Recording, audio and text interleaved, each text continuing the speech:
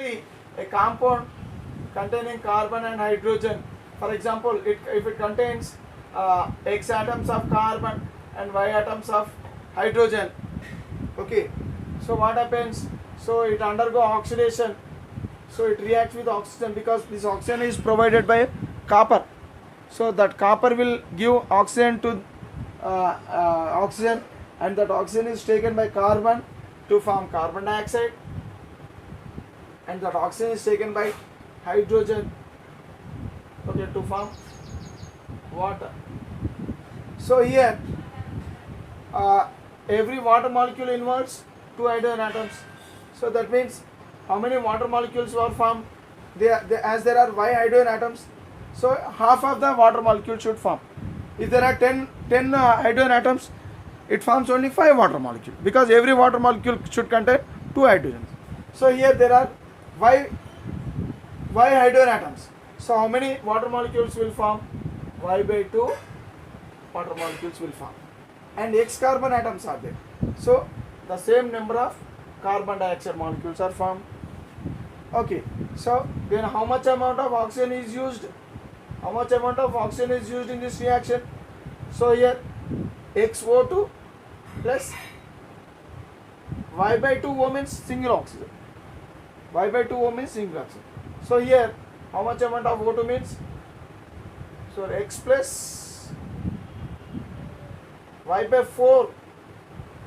Okay, so X plus Y by 4 moles of oxygen is required, okay, for the reaction to occur. Okay,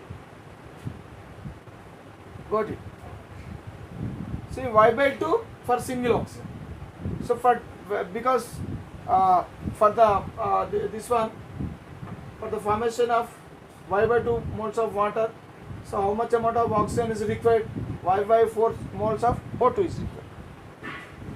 So like this equation can be used sometimes for the calculation purpose, okay, to find the amount of carbon and hydrogen in the organic compound. Right. Next we will go with the determination, or else we will go with the estimation of nitrogen. Estimation of nitrogen.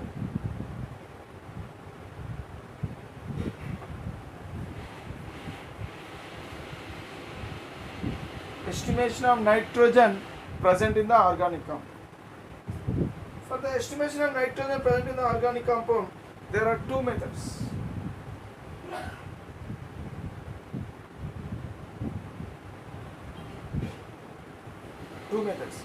For the detection of nitrogen, even for the detection of nitrogen also there are two methods. Okay, for the estimation of nitrogen is also having two methods. Both those methods are different from these methods. Here we are estimating the nitrogen, and there we have detected the presence of nitrogen. Whether nitrogen is present or not, we have detected there. Okay, but here we are estimating the amount of nitrogen. For the estimation of amount of nitrogen, so there are two methods. What are those two methods? Dumas method.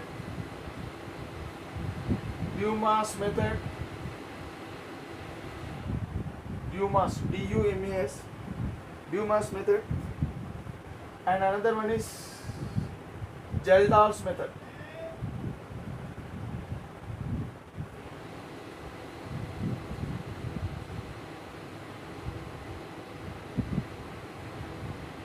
Geldar's method.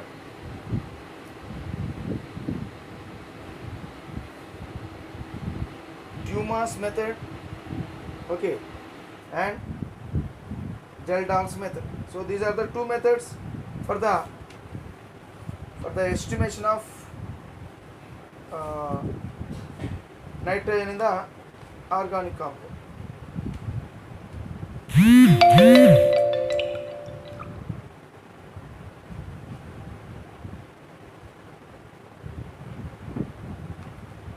Right. So first of all, we will learn how to find. We'll learn this method for the estimation of nitrogen in the organic compound. So we will go with the Dumas method. So in this method, actually this organic compound in this method, in Dumas method, the organic compound, actually here also known amount of organic compound,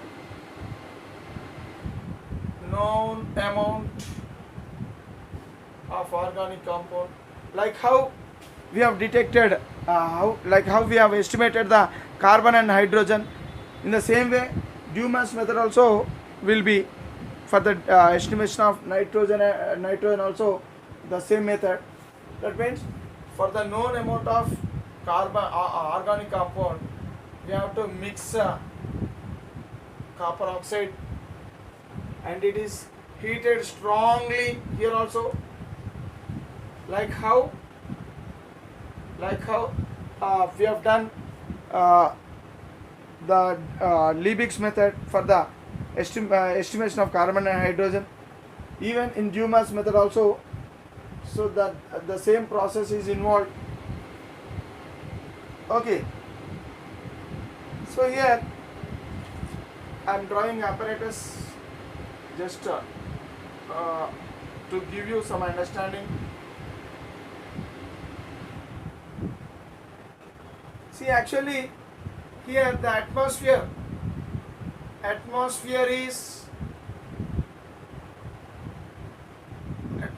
should contain carbon dioxide, but there in the detection of carbon and hydrogen, atmosphere should be free of carbon dioxide, but in the determination of nitrogen, the atmosphere should contain carbon dioxide. So we have to send a carbon dioxide. See, actually this is a mixture of organic compound. This is a mixture of copper oxide and organic compound. Okay.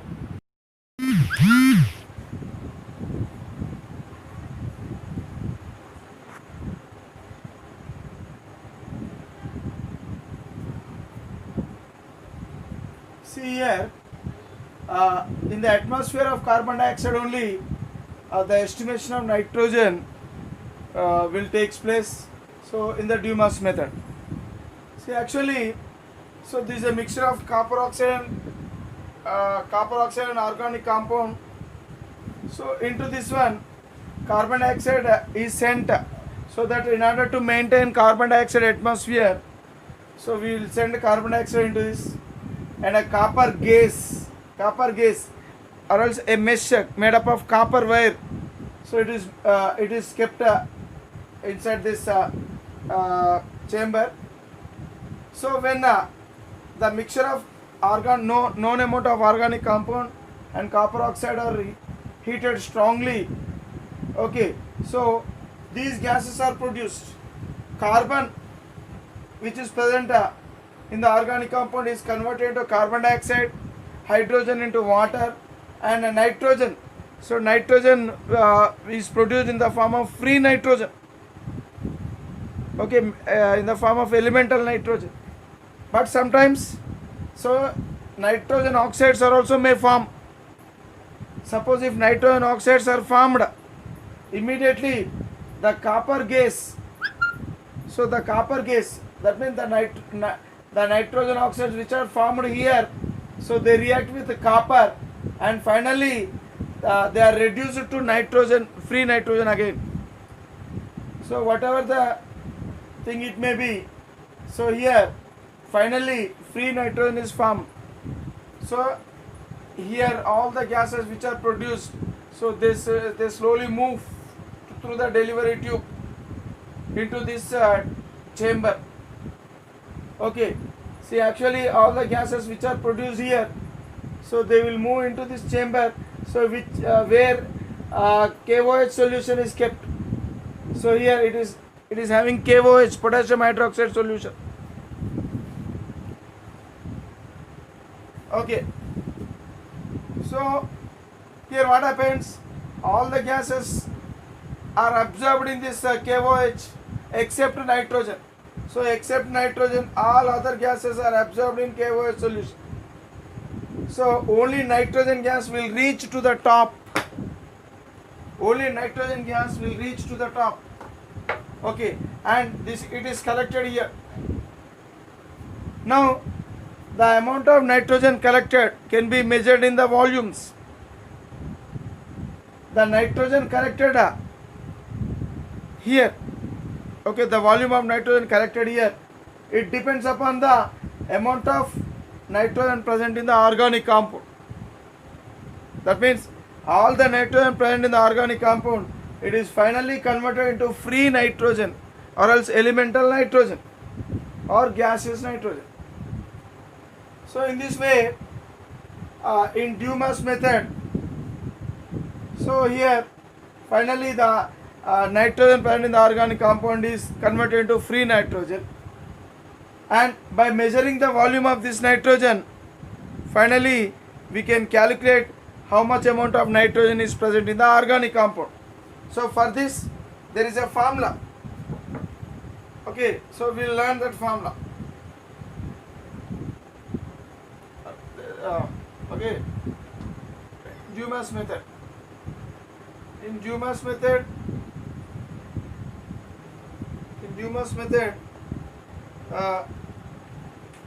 the percentage of nitrogen present in organic compound, percentage of nitrogen in organic compound is equal to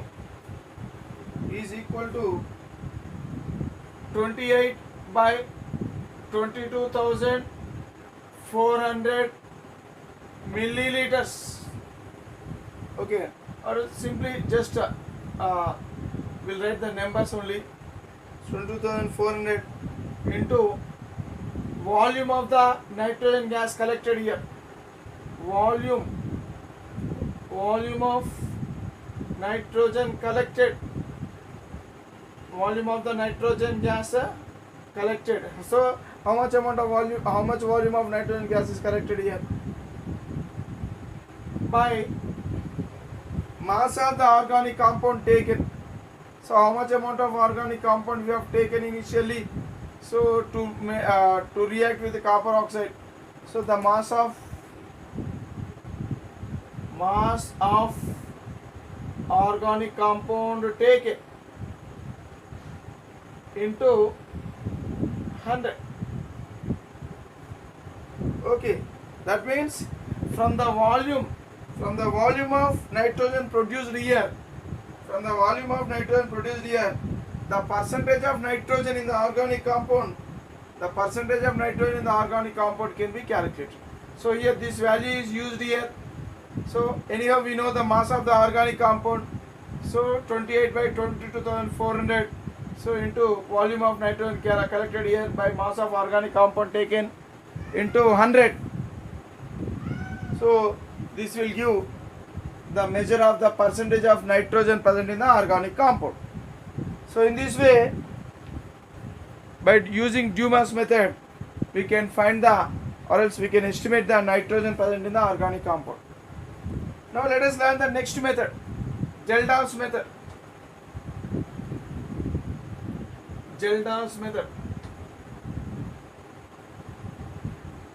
So how to estimate nitrogen present in the organic compound by Gelder's method.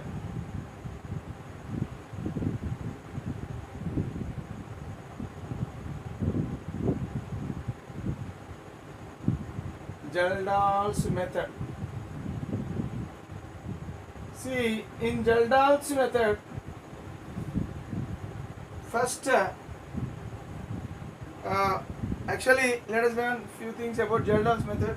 So it is the most simple and more convenient method than the Dumas method. So it is the most simple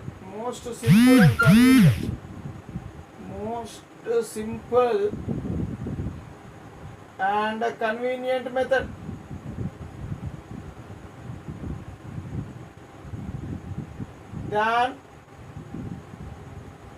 Than Dumas method. Okay.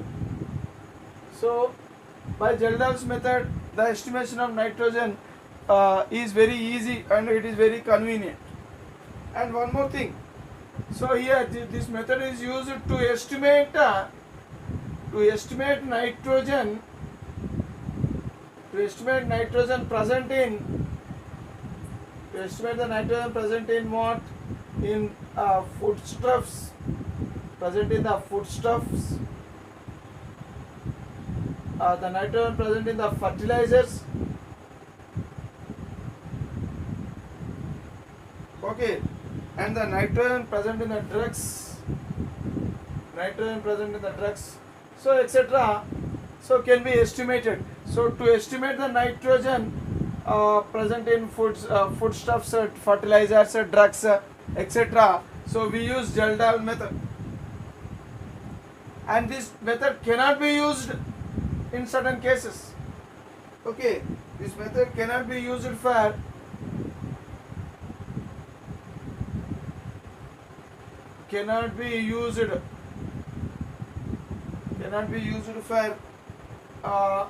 certain type of compounds. What type of compounds? Compounds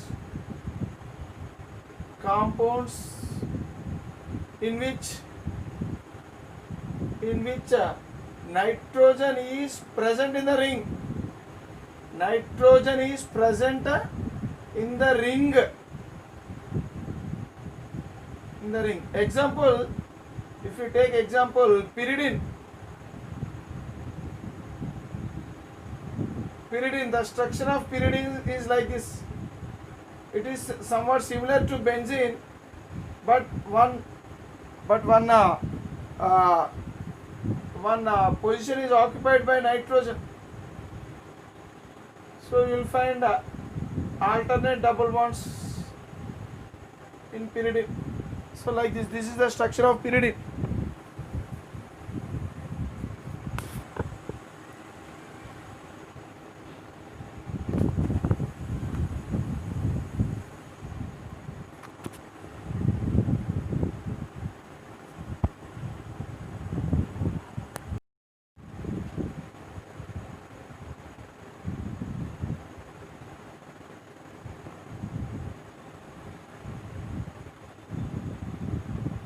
Next, another compound like pyridine, quinoline,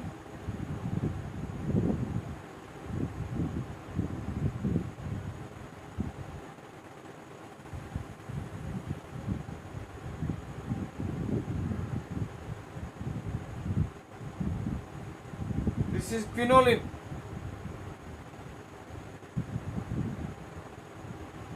Okay, so this one compound, this is another compound.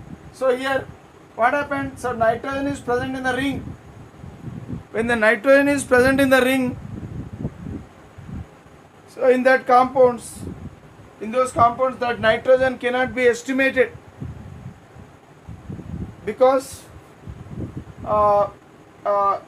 here actually this nitrogen cannot be converted into ammonium sulfate. So if the nitrogen can be converted into ammonium sulfate, then that nitrogen can be estimated. But here, when the nitrogen is present in the ring, we cannot estimate that nitrogen. Okay, so Geldahl's method cannot be used. Geldahl's method cannot be used for the compounds in which nitrogen is present in the ring, and also for the compounds like NO2, nitro compounds, organic compounds containing NO2 group or diazo group, azo groups or diazo group. So nitro, this is called as nitro group, this is called azo group, diazo group. So such diazo group. So such groups in here also, when these groups are present, in that case also the nitrogen cannot be estimated from these organic compounds. Okay, so in this case and in this case, Geldahl's method cannot be used to estimate the nitrogen in the organic compound. Okay, now let us learn the procedure, how this Geldahl method helps us to find the nitrogen in the organic compound. Now let us learn the procedure. So in this method, first we will take a Geldal flask, long neck, a flask with long neck. It is called as Geldal's flask. Okay, so it is closed with a cotton plug. A cotton plug is used. So before closing with a cotton plug, so into this Geldal flask,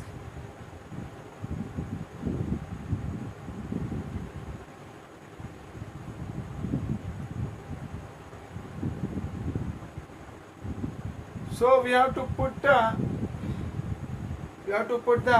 organic compound, known amount of organic compound. It is kept into this Geldal flask. That means organic compound, known amount of organic compound.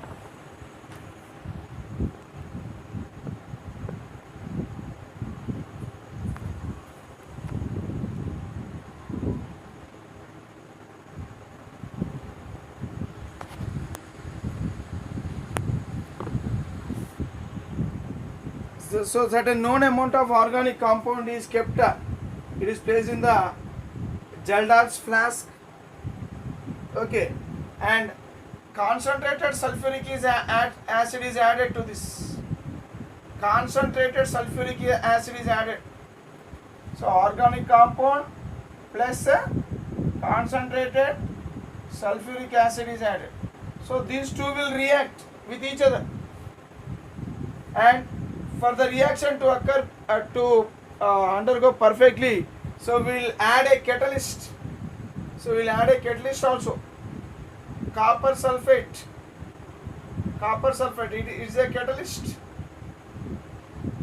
We will add a catalyst, copper sulfate, organic compound, and sulfuric acid also. So what happens? Now the reaction takes place between these two, and we have to heat this Geldal flask by closing it with a cotton plug. Simply heat this. So upon heating this, what happens? So upon heating this, both of them react with each other. Okay, and produce ammonium sulfate. Ammonium sulfate is formed. Okay, ammonium sulfate is produced.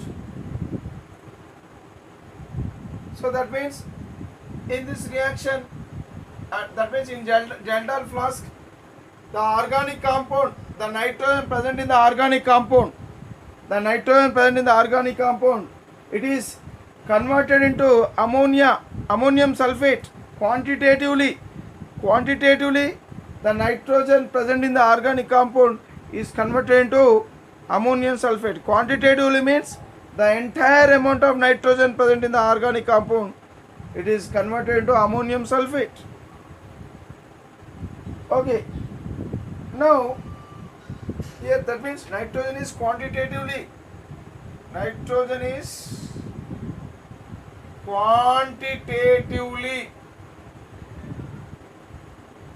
converted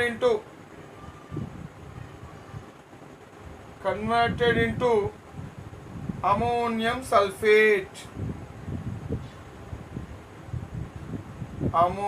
sulfate.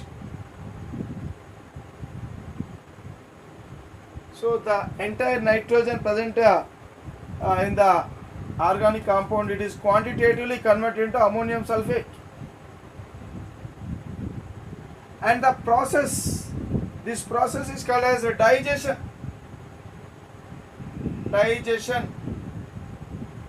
The process of conversion of nitrogen in the organic compound into ammonium sulfate, okay, by reacting with concentrated sulfuric acid in the presence of catalyst copper sulfate. So this entire process is called as digestion. After digestion, so the ammonium sulfate which is produced here, it is transferred. It is transferred to a round bottom flask. It is transferred to a round bottom flask. So it is called as round bottom flask. Round bottom flask.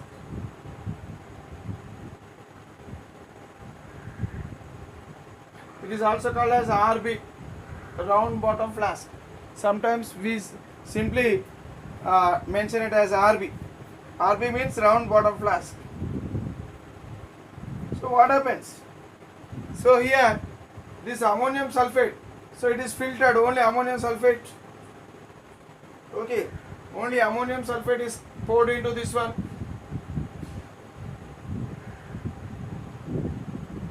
So along with ammonium sulfate, some other substances are also formed. So we don't use, we simply filter and pour only ammonium sulfate into this one. Okay, so now along with ammonium sulfate, we will add a sodium hydroxide solution. Excess amount of sodium hydroxide. So here it contains what?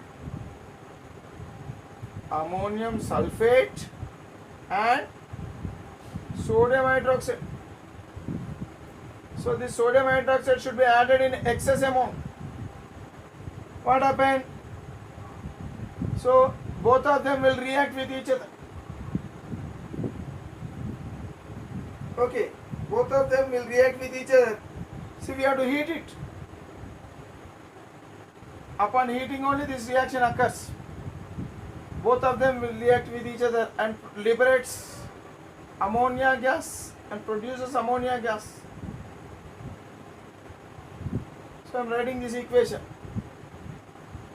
NH4 taken twice, SO4 plus NaOH, okay, will produce Na2SO4 plus ammonia gas plus water. So like this. So in this way ammonia gas is formed. Okay. So ammonia gas is formed. So the ammonia gas which is produced here, so this is collected. These vapors are sent into a condenser where the vapors are cooled. Okay, the vapors are cooled. So here it is a condenser where cool water will flow into, there is a pipe. So here, so this is a condenser.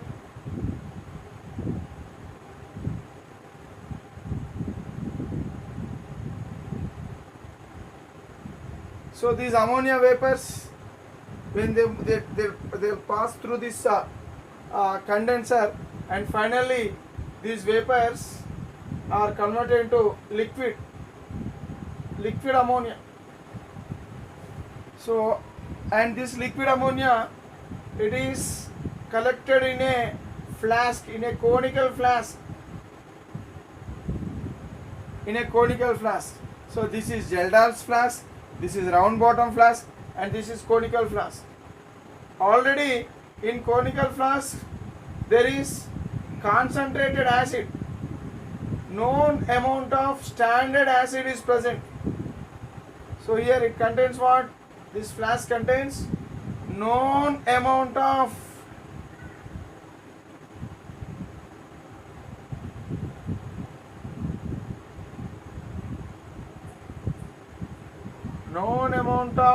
standard acid. Standard acid is present in the flask already. So now into that flask,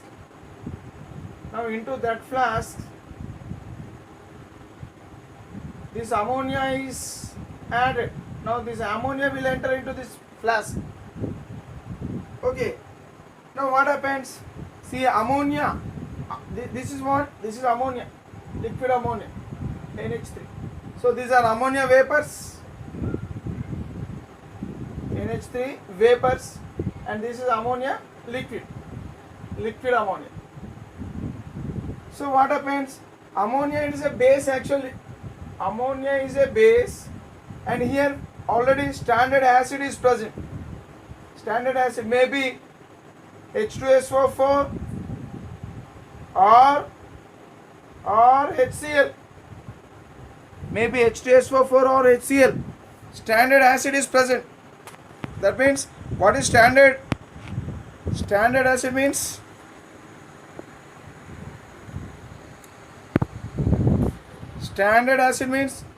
the whose concentration is known. Whose concentration is known. The acid whose concentration may be measured in molarity or normality. Okay. Now here what happens? So this ammonia will enter into this acid, maybe H2SO4 or HCl, which is a standard acid. That means whose concentration is known, and also we know the amount of this acid. So now for example take H2SO4. Now take H2SO4. Okay. So this is an acid and this is a base. What happens? Acid will react with base or base will react with acid, and the reaction is said to be neutralization reaction. Okay. Neutralization reaction takes place. So soon after the entry of ammonia liquid into the conical flask containing standard known amount of acid, the reaction, neutralization reaction takes place. So what happens? How that reaction takes place? Ammonia and H2SO4. Ammonia and H2SO4 react with each other to form ammonium sulfate. Ammonium sulfate. Right. See, actually known amount standard acid, and it is in excess amount, and that acid should be used in excess. Here also excess NaOH is used, excess but known amount. Excess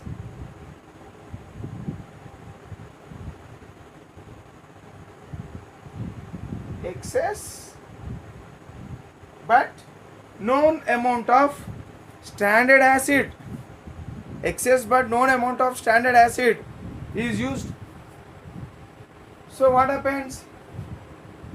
So here large amount of sulfuric acid is there, and it reacts with ammonia, but all sulfuric acid, entire sulfuric acid is not used in the neutralization of reaction with ammonia. Some amount of sulfuric acid will still remain unreacted. Okay, only a part of sulfuric acid or else part of acid will react with ammonia in the neutralization reaction. Okay, so some sulfuric acid is left over. Now what happens? So when all the ammonia is made to react with sulfuric acid, so that entire ammonia is converted into ammonium sulfate now. That means from the organic compound, that nitrogen present in the organic compound, it is trapped in the form of ammonium sulfate. Okay, and from this ammonium sulfate, all the nitrogen, it is converted into ammonia, and finally this ammonia will react with sulfuric acid, and finally all the amount of nitrogen, it is finally converted into ammonium sulfate. See, look here, the amount of ammonia reacted, the amount of ammonia reacted can be known by knowing the amount of sulfuric acid is used, the amount of ammonia reacted in this reaction. So how much amount of ammonia is reacted? So all the nitrogen present in the organic compound, it is converted into ammonia, okay, and that amount of ammonia, it will react with sulfuric acid. So by knowing the how much amount of sulfuric acid is used in this reaction, we can easily calculate the amount of ammonia used up, or else amount of ammonia released. So how much amount of ammonia is released? So based on this one, we can calculate the how much amount of ammonium sulfate is present here.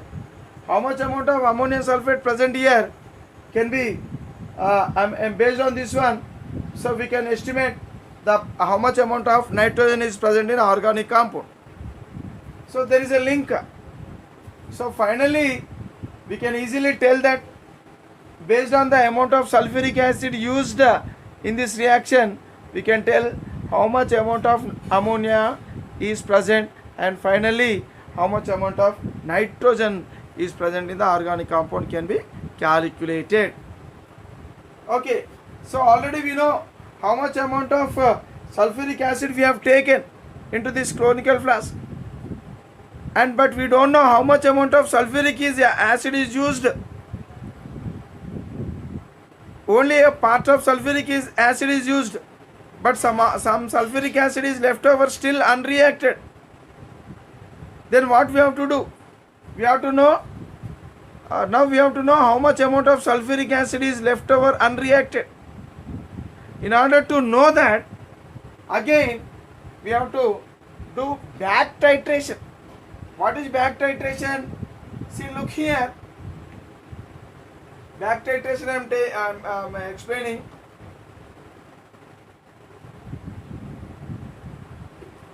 See now this conical flask. So in the conical flask, entire sulfuric acid is not converted. It is not utilized in the neutralization reaction. Okay. So what is happening? Some amount of sulfuric acid is still left unreacted in this conical flask. So in that case, what we have to do? We have to bring that conical flask near a burette, so which is having NaOH. So here it is NaOH, and here that burette, so in which you will find ammonium sulfate, and also some amount of sulfuric acid left unreacted.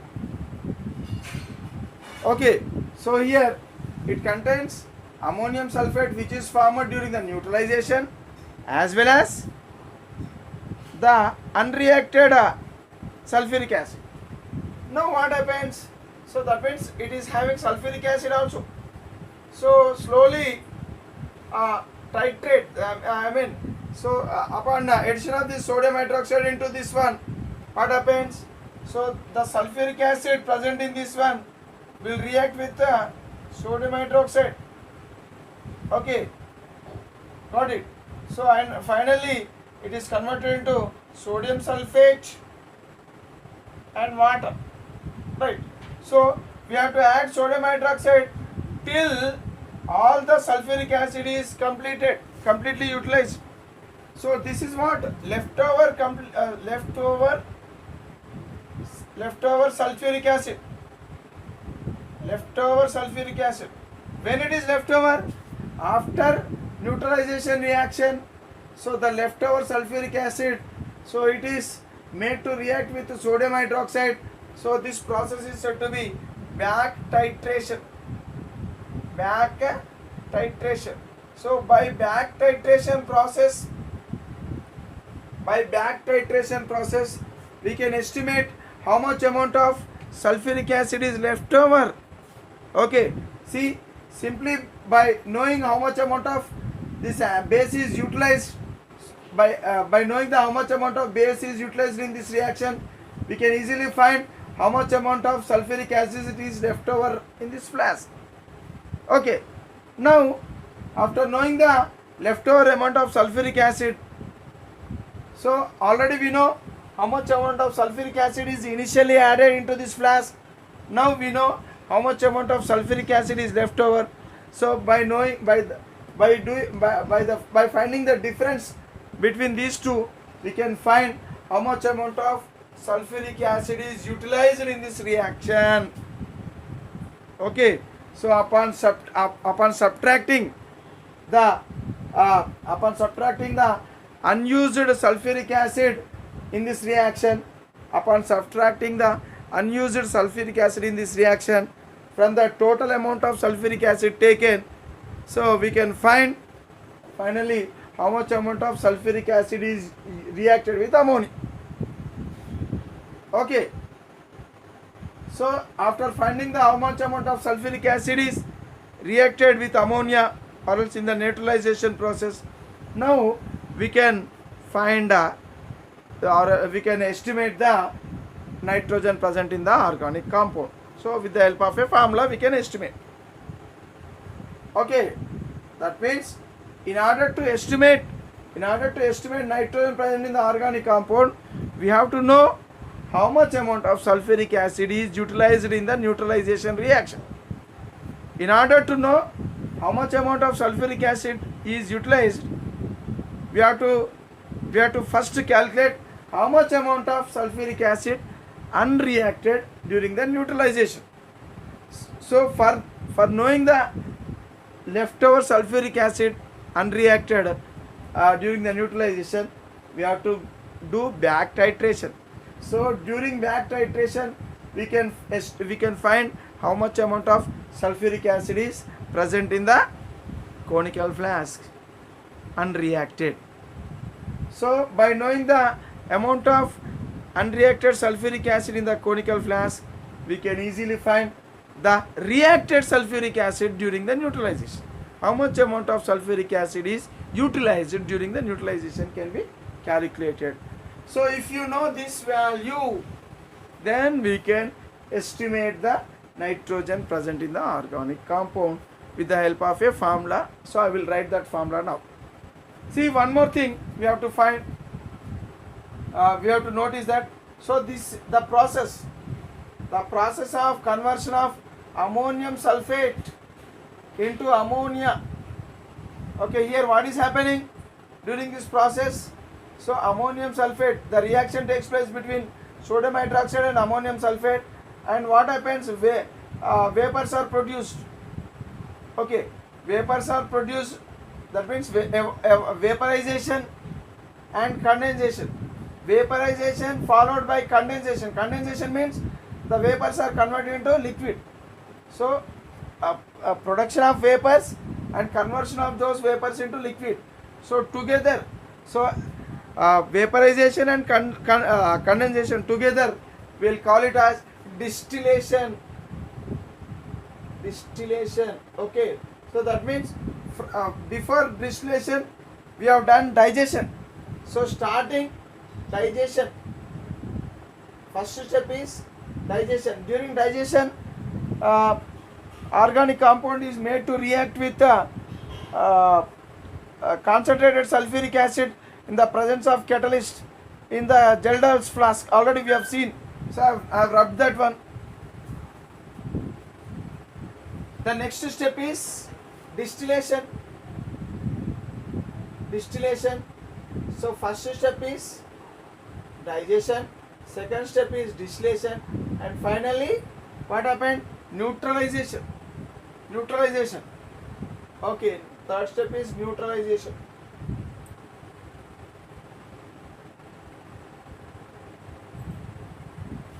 Condensation, distillation and neutralization.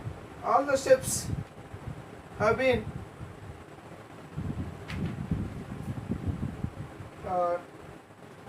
neutralization. Okay, and next step is back titration. So fourth step is back titration.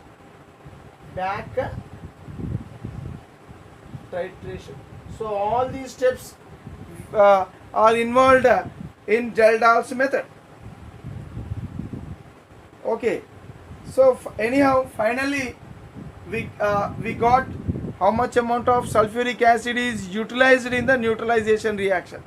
If you know how much amount of sulfuric acid is utilized in the reaction, we can easily find how much amount of ammonia is present is formed in this reaction. If you know how much amount of ammonia is formed in this reaction, we can easily estimate the nitrogen present in the organic compound. So to know this, there is a formula. So we'll learn that formula now.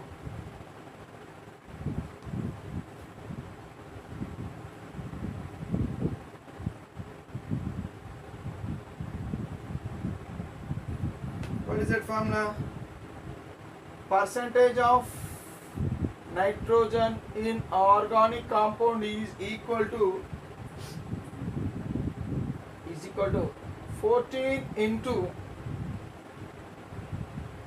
14 into millimoles of acid used in conical flask. In conical flask, millimoles of acid taken. Millimoles of acid taken. Acid means which acid? We have calculated H2SO4. No? We have used H2SO4. Millimoles of H2SO4 taken in conical flask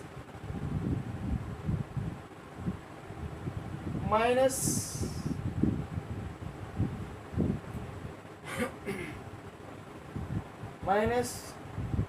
millimoles of H2SO4 remained unreacted after neutralization. Okay, in conical flask. Okay, right, divided by, okay, that means the percentage of here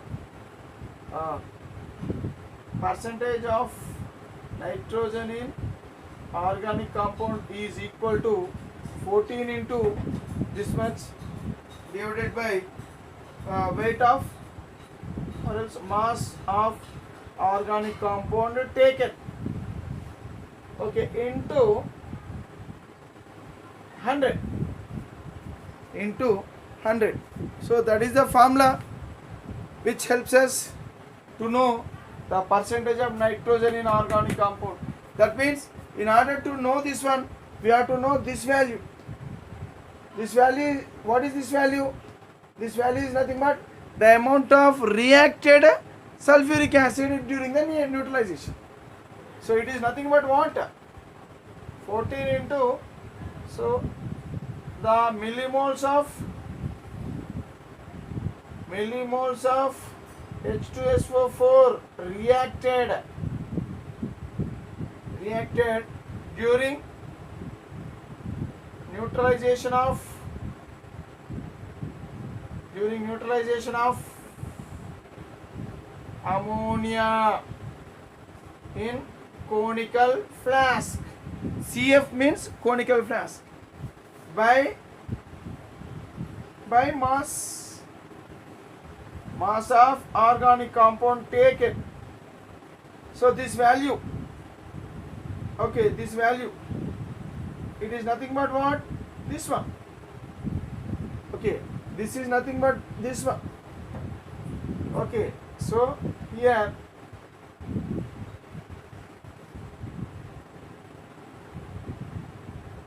so CF means conical flask here, don't get into confusion. So here 14 into the millimoles of sulfuric acid reacted during neutralization of ammonia in conical flask divided by mass of organic compound taken into 100. So both the formulas are same. So this is one way of representation and this is another way of representation, but both are same. Percentage of nitrogen in organic compound. Or else we may use another formula. Percentage of nitrogen in organic compound is equal to 1.4 into normality of the sulfuric acid. Okay, normality. N stands for normality. Normality of H2SO4 taken in conical flask into volume of H2SO4 used in V means volume.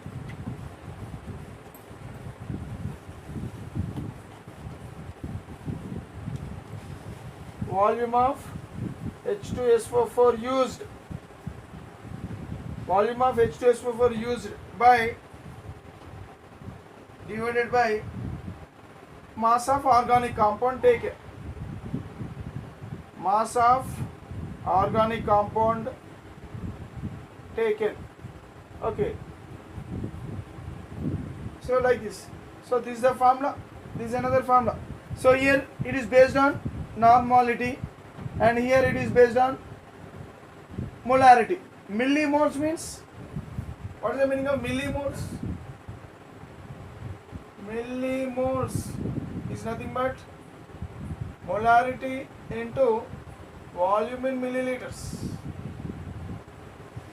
Millimoles means molarity into volume in milliliters. Okay. So by using by using this formula we can estimate nitrogen, or this formula or this formula we can estimate how much amount of nitrogen is present in the organic compound. Right. So in this way, Geldan's method helps us to estimate the amount of nitrogen present in the organic compound. So like this.